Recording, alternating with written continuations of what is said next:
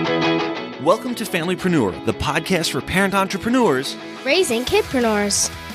It's time for your weekly dose of inspiration and actionable tips to build your business and find better balance, all while strengthening your family. And now we'd like to introduce your host. She's my mom and thebomb.com, Meg Brunson. Hey there, welcome to another episode of the Familypreneur podcast. I have to admit that things got really crazy for me for a while. So this is the first podcast I have recorded and produced since we embarked on a year-long RVing road trip.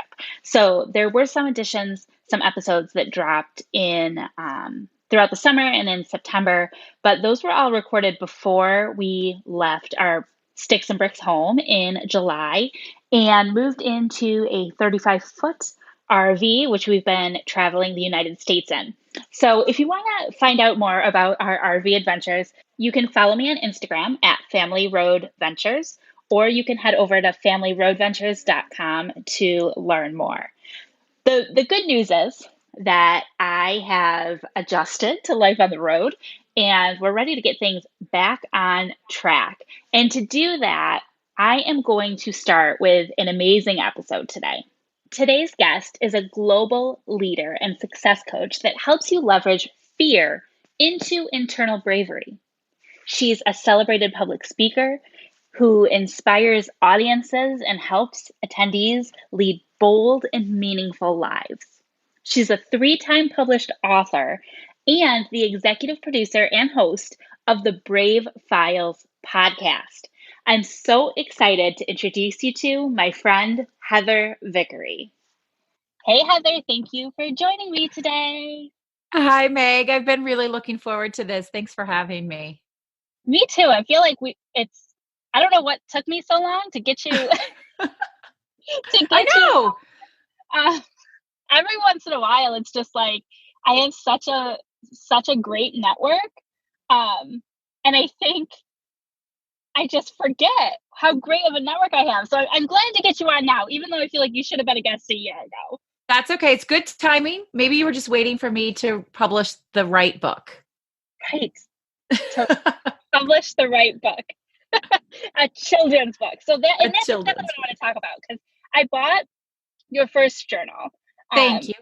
And I love the getting into that gratitude mindset, starting each day with gratitude. And I know that's what the children's book as well as the grown-up book is about. And I just want to talk about that whole practice with you. And what is it that sparked this gratitude mindset in you that inspired you to write the books?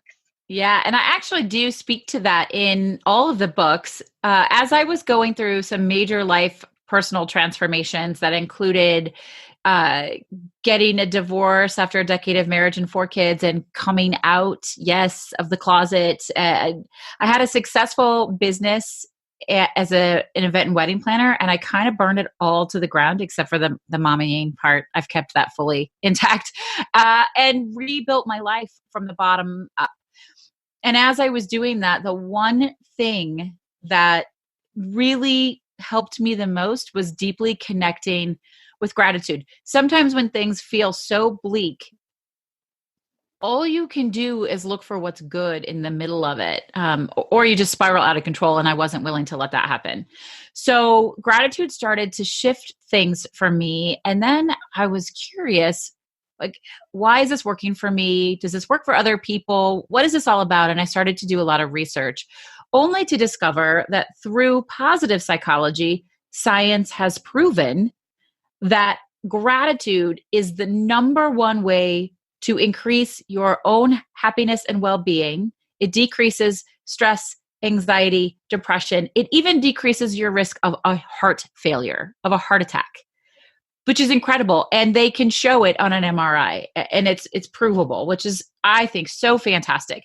So I started implementing it. I'm a success and leadership coach. I started implementing it with one-on-one coaching, or when I was speaking, doing public speaking or leading workshops, even in companies and corporations. I started having them close out all of their sessions with gratitude, you can see a change in the room. You can feel the energy shift. People's shoulders drop, their voice sort of goes down a couple of octaves, and they take deeper breaths. You can physically hear and watch a change when somebody steps out of whatever busy rat race their brain is in and focuses instead on gratitude, because our minds cannot hold negative and positive thoughts at the same time. That's scientifically proven to be the truth. So your thoughts become things.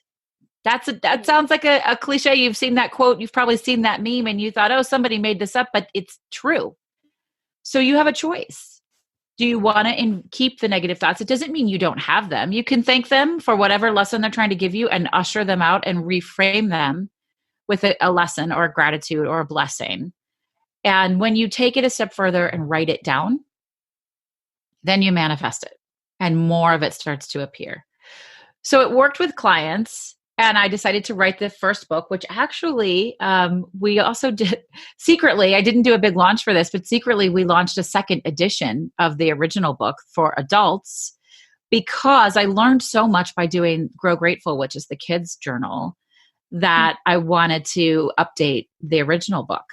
So as soon as the original adult gratitude journal, Shift Your Focus, hit the shelves, I had lots of family members, people who had kids coming to me and saying, I want to do this with my kids. I want to build a gratitude practice as a family. Will this book work for that? And it would, but it was really geared towards a working professional. It was written in that way.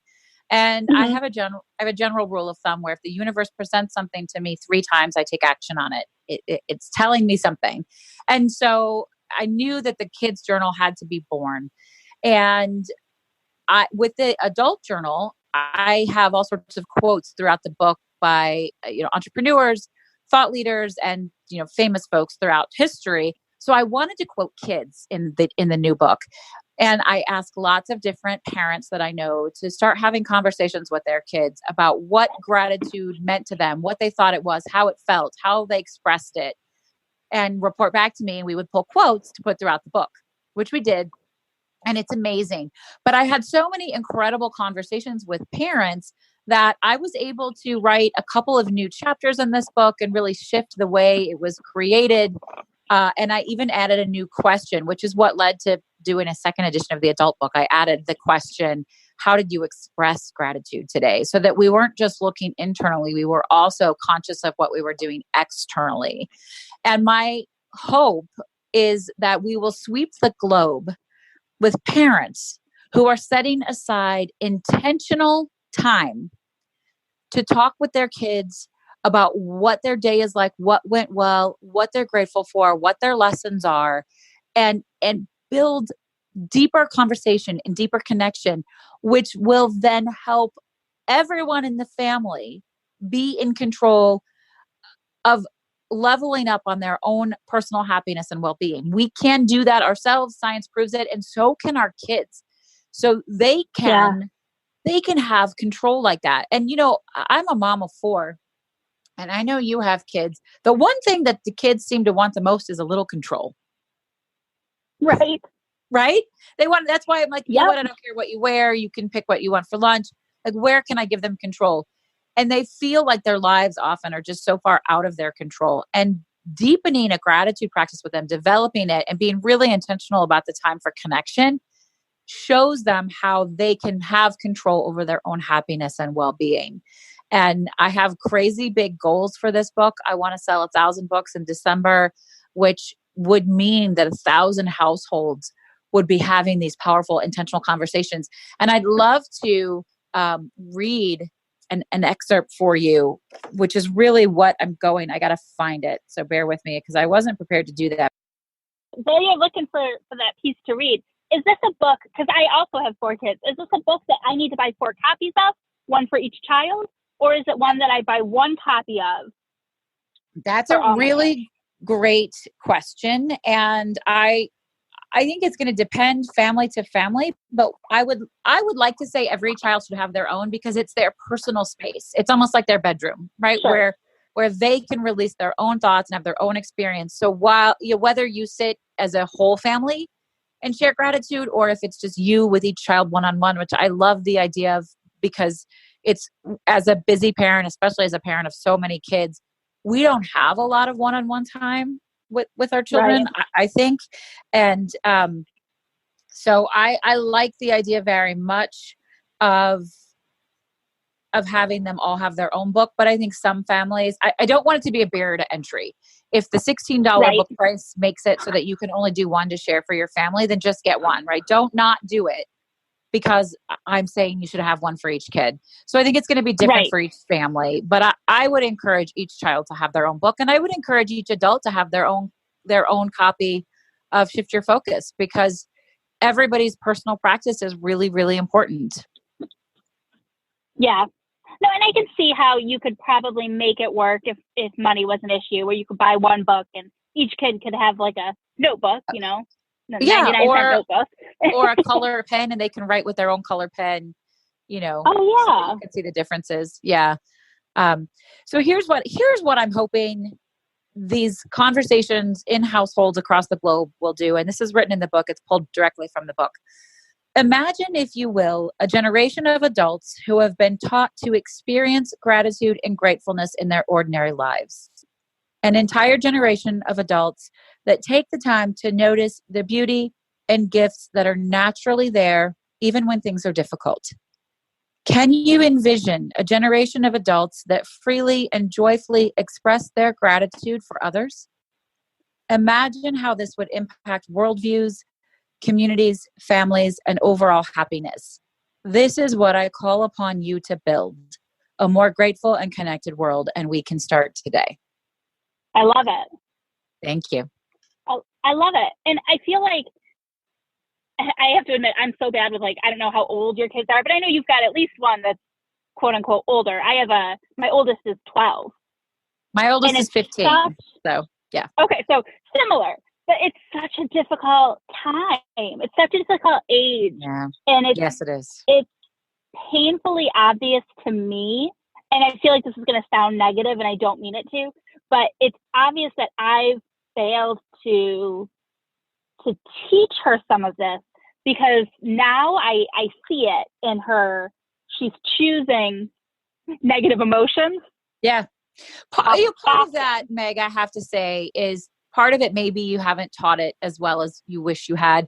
Part of it is the natural hormonal reaction to being that True. age. And it is brutal. I had somebody, you might be in the same Facebook group with me, but in a Facebook group I met, said, you know, people discredit how traumatic it is to parent toddlers. And I was like, oh, hold on, folks, because teenagers are way harder than toddlers and babies.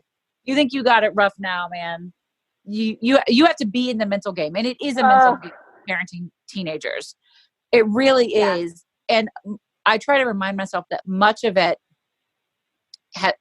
none of it really has anything to do with me, unless I react in a way that instigates and causes, you know, how can I set them up for success and set myself up to be patient and kind, which gratitude helps me do. But you're right. Building this practice when they're younger is super helpful. And I have a whole chapter. One of my friends asked her 15-year-old son what he thought about gratitude. And he was like, you know what? I don't really know, because people can tell when you're bullshitting. That was his response. If you say thank you, but you don't mean it, they know you don't mean it. And he's totally right about that. So I wrote an entire chapter in the book about what this means for older kids and how they can open up their minds. But here's what I tell adults, and I'll tell parents, and you can tell your kids: you don't have to believe me that a daily gratitude practice will shift your life. You just have to do it. Even if you don't believe that it's going to work, but you still do it every day, it will have the desired impact. Which is amazing. Yes, it's totally amazing. But I just love that there's a resource where I feel like I'm going to be able to leverage it towards teaching my 12-year-old how to cope. Because I know she's also 12. She's technically not a teenager yet, which makes me a little bit terrified. Just you wait, to quote Hamilton. But I know she's going to be able to leverage a tool like this. And I also love that with the younger kids, they can kind of learn along with her Yes. So that Absolutely. hopefully it'll lessen the blow of teenage years once they get there. Yeah. What I found, my oldest daughter got all of her father's personality traits and really not very many of mine. And he is a really negative person. It was not a healthy relationship because, as you may be able to tell, I am a really positive person. And I believe that our words matter and our mindset matters, and what we resist persists. And she recently said to me that she was grateful for the knowledge that she can get herself out of situations mentally that don't feel good. I know I can. I have tools to do that with. So she's like, we call her like a crotchety old man. She hates holidays. She hates everything. And if she can use a practice like this to get her out of a moment of anxiety or depression, anybody can. That's amazing. Yeah. And I can like envision her saying that, or like my daughter, like I can envision, you know what I mean? Like I can envision it working. Absolutely. And I know it works because I've implemented, this. Exactly. I always talk about like since jumping into the entrepreneurial world, that was the transition for me. And it's been, oh gosh, here we go, 2-3 years now, something like that. I'm so bad with time. But when I first started, I thought manifesting and all that was all woo woo and wackadoo. But it's not. No. Like it's just not. And I love how you bring the science of it into it, because I can't speak to that in the same way that you did. But a lot of the vision boards and, the things that I didn't really understand before, I've been implementing them and using them, and gratefulness, and it does work. And the whole purpose of this podcast was really from an entrepreneurial standpoint, bringing our kids into business. But part of that is mindset. Like it's not just financials and taxes and business plans. Like the other half is mindset. And that's not my area of expertise. So I don't know how to break that down for my kids. And I love that that's what this is doing. Thank you. Yeah. I really can't say enough that mindset is everything. 80% of life is showing up. And if you show up and you intend to do your best and do well, you probably will. It may not go exactly the way you envisioned it or the way you hoped it would, but it will go. And if you don't show up, nothing will ever happen. So I would love to know, do you have future plans for where these books may go? Like, is there anything on the horizon for 2020? Yeah, that's a great question. So locally here, I have been hosting gratitude circles pretty regularly, where I help people first who've never had a gratitude practice sort of build one and figure out how to develop one. And second, those who already have them, how to deepen it, because you're never there. You can always take it to a new level. So don't think like, oh, I got this gratitude thing in the bag. You can push yourself to even more clarity and success with it. That may go virtual. We may do some sort of, mastermind group or something like that. From a business standpoint, I am in the process of scaling my business. And actually, I've just finally starting my own business Facebook group, which has taken me forever to do. The time is now. The universe has told me to do it. And then I'm going to be building a group program that we can start to have lots of touch points with people. And one element of that will be a celebration / gratitude element, because it's tremendously impactful. As far as with kids go, we'll have to see what the universe brings me on that. I'm not sure, but I do really love it because it combines my passion for kindness and social justice and, all of it, even the anti-racism work and getting involved actively in your community and politically and all of that. These are all tied into the same things. And I our generation, our young generation, our youth is the key to everything. So we'll have to see where that shakes out. And I feel like that's kind of a nice segue. I'd love for you to tell us a little bit about your podcast, because I do love your podcast. I've listened to a ton of episodes. Thank you. And gosh, just so many powerful stories. And now that I feel like I wasn't really prepped to go this way, I can't think, but there was one story about a woman who was shot. Oh yeah, the shot that changed my life. Right? Yeah, Nicole Zinner. Mm-hmm. Man, and there's so many inspirational and just, what's the word I'm even looking for? Breathtaking stories. So tell me a little bit about your podcast and the motivation for that. I think you've got so much going on, and I want to get it all out. Thank you so much. I appreciate that.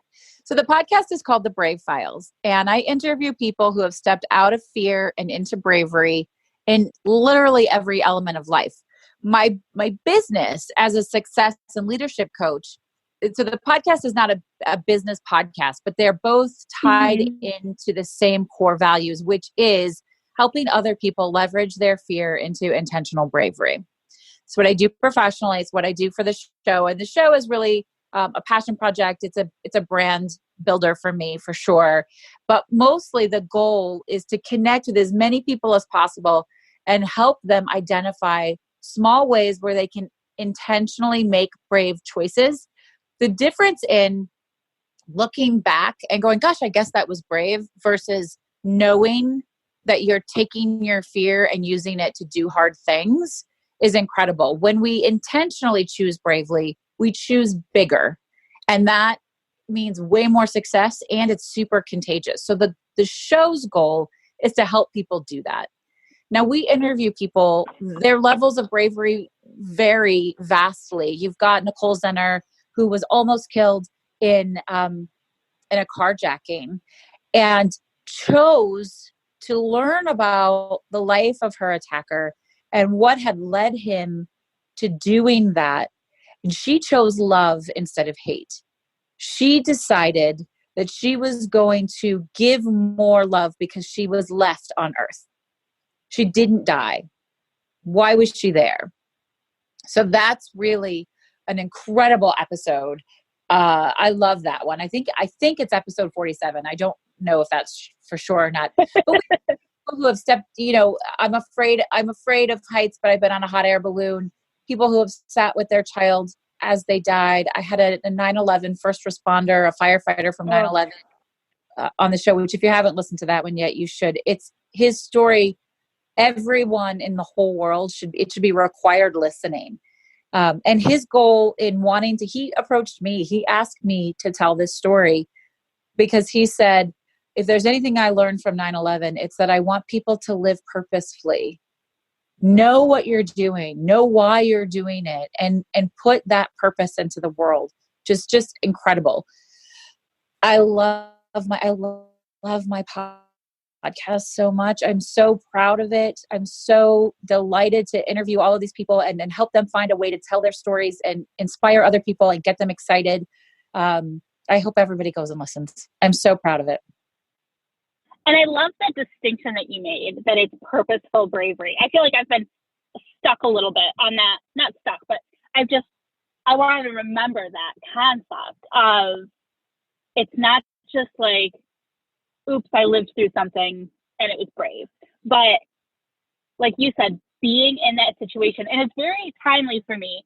I know you can't see me on the podcast, but I'm in a parking lot outside of the Civil Rights Institute in Birmingham, where we're very much talking about, with my kids, talking about the protests, and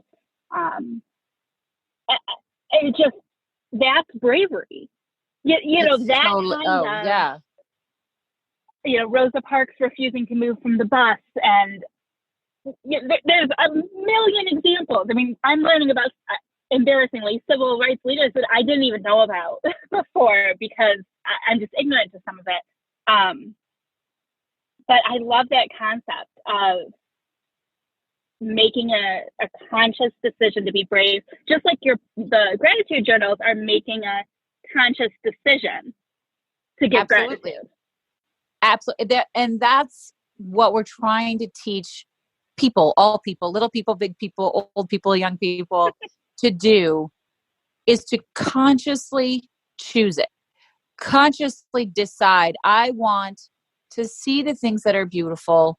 I want to find the lessons. I want to be grateful rather than the alternative. You first, you decide to do it. Then you start to become aware of all the things around you. So one of the ways that I have leveled up and deepened my personal gratitude practice is when I feel stressed or angry or frustrated in a moment, I will stop what I'm doing. I will take 2 deep breaths, and then I will find 5 things that I can say, see, smell, taste, or hear at that exact moment, and say out loud what I'm grateful for in those spaces, because it's a complete mental rewrite.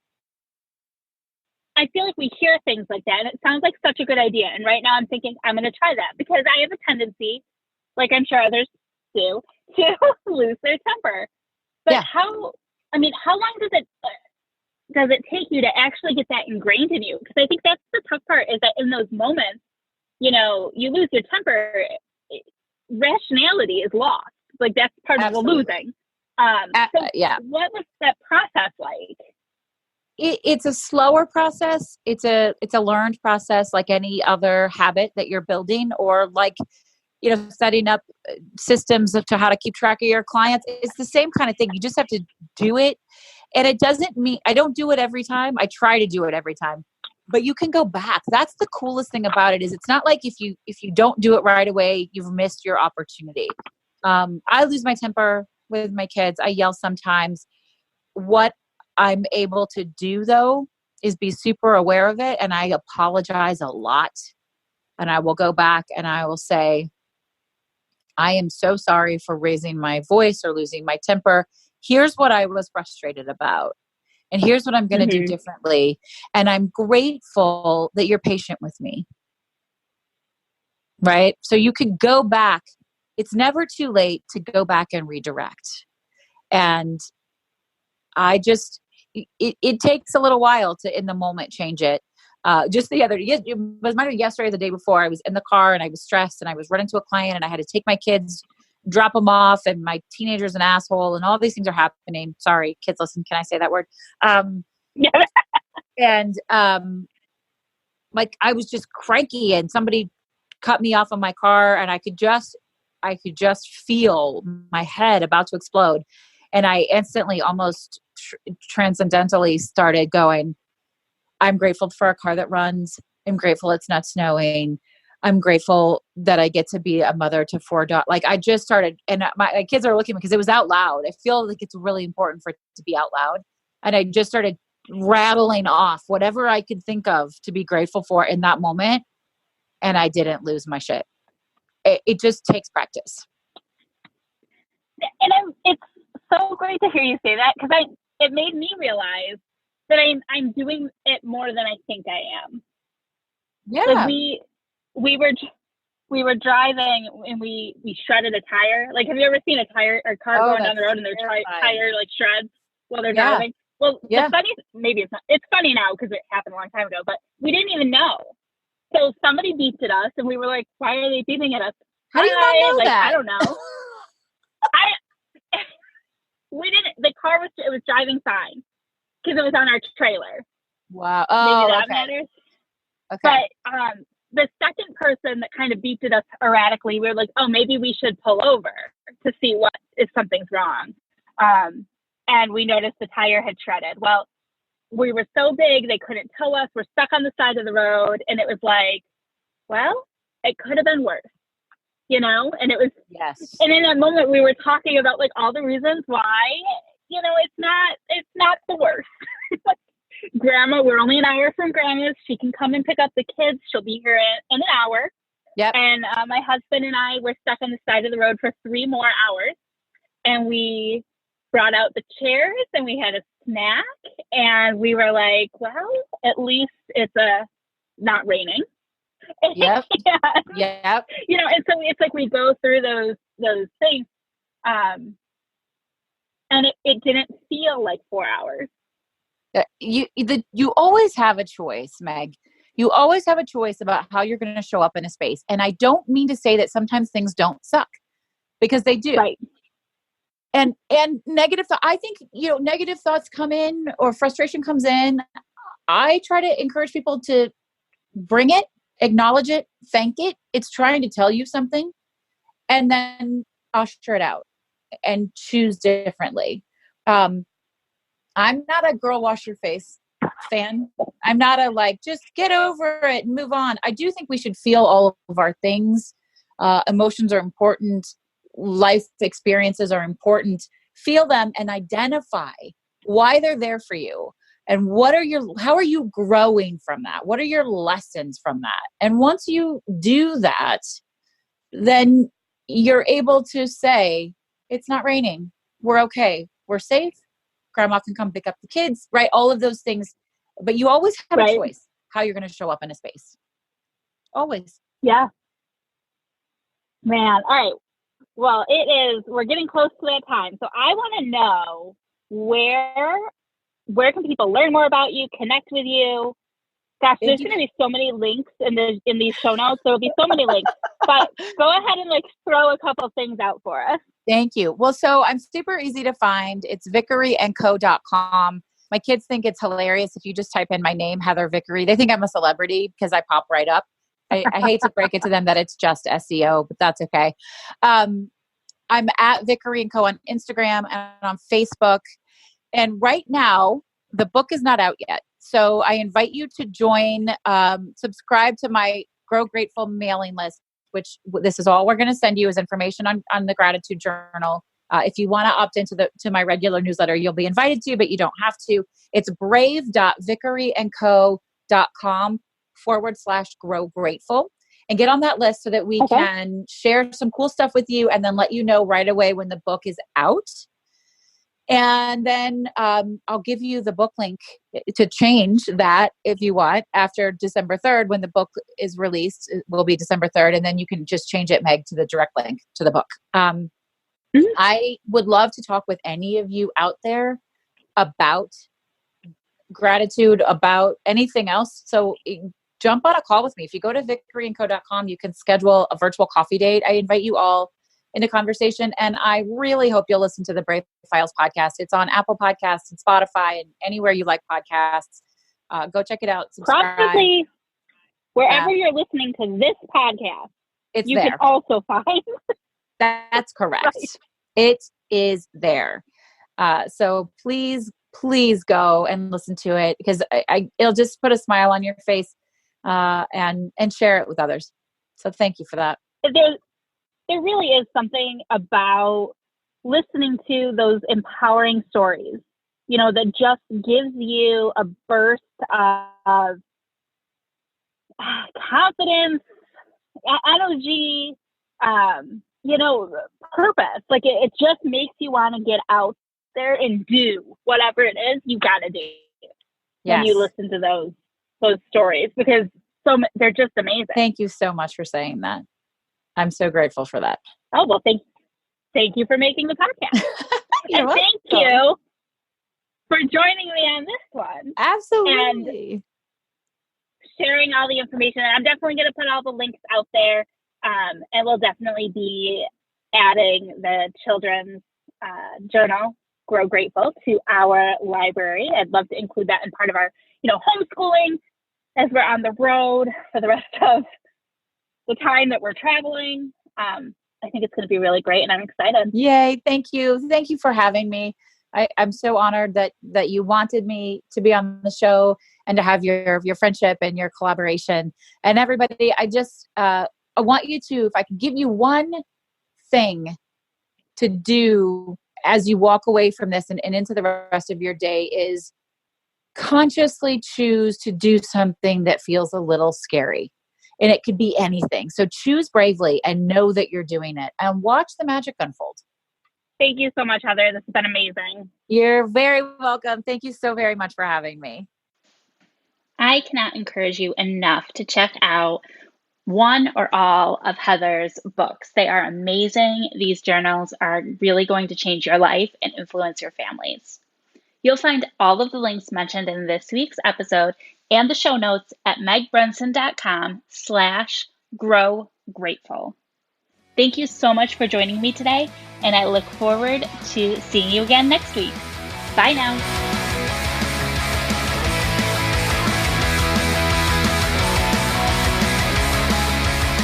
Do us a favor. Share this podcast to a friend. It's like my mom always says, sharing is caring.